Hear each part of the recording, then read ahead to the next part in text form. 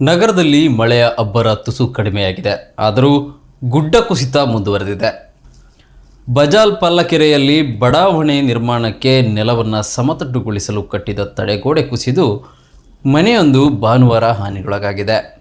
ನಮ್ಮ ಮನೆಯ ಪಕ್ಕದಲ್ಲಿ ಬಾಡಿಗೆಯ ಮನೆಯಲ್ಲಿ ಮಗು ಸೇರಿದಂತೆ 3 ವಾಸವಿದ್ದರು. ಭಾನುವಾರ ಮಧ್ಯಾಹ್ನ ತಡೆಗೋಡೆ ಕುಸಿಯುತ್ತಿದ್ದಂತೆ ಸದ್ದು ಕೇಳಿ ಅವರು ಹೊರಗೆ ಓಡಿ ಬಂದಿದ್ದರಿಂದ ಪ್ರಾಣಹಾನಿ ತಪ್ಪಿತು. ಮಲಗುವ ಕೋಣೆ ಹಾಗೂ ಸ್ನಾನದ ಕೋಣೆ ಸಂಪೂರ್ಣ ನೆಲಕಚ್ಚಿದೆ ಎಂದು ಮನೆಯ ಮಾಲೀಕ ರಾಧಾಕೃಷ್ಣ ತಿಳಿಸಿದ್ದಾರೆ. ಸದ್ಯಕ್ಕೆ ತಡೆಗೋಡೆಯು ಭಾಗಶಃ ಬಿದ್ದಿದೆ. ಹಾನಿಗೆ ಒಳಗಾಗಿರುವ ಮನೆಯ ಪಕ್ಕದಲ್ಲಿ ನಮ್ಮ ಮನೆ ಇದೆ.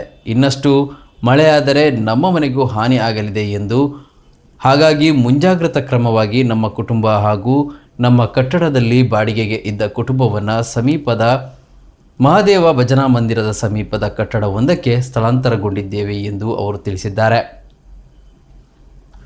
ರಿಯಲ್ ಎಸ್ಟೇಟ್ ಉದ್ಯಮಿಯೊಬ್ಬರು 3 ವರ್ಷಗಳಿಂದ ಬಡಾವಣೆ ನಿರ್ಮಾಣಕ್ಕಾಗಿ ಇಲ್ಲಿ ನೆಲವನ್ನು ಸಮತಟ್ಟು ಮಾಡುತ್ತಿದ್ದಾರೆ.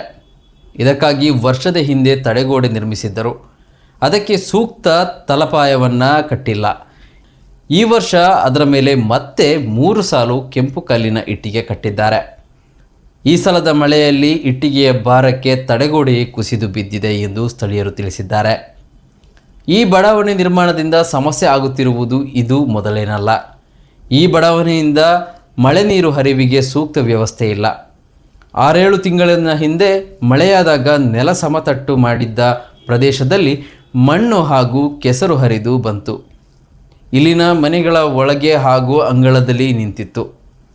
ಬಡಾವಣೆಯ ಮಣ್ಣು ಸಾಗಿಸುವಾಗಲೂ ಇಲ್ಲಿನ ರಸ್ತೆಗಳೆಲ್ಲವೂ ಕೆಸರುಮಯವಾಗುತ್ತವೆ. ಈ ಬಗ್ಗೆ ಜಿಲ್ಲಾಧಿಕಾರಿ ಕಚೇರಿಗೆ ಈ ಹಿಂದೆ ದೂರು ನೀಡಿದ್ದರೂ ಕ್ರಮವಾಗಿಲ್ಲ ಎಂದು ಸ್ಥಳೀಯರು ಆರೋಪಿಸಿದ್ದಾರೆ.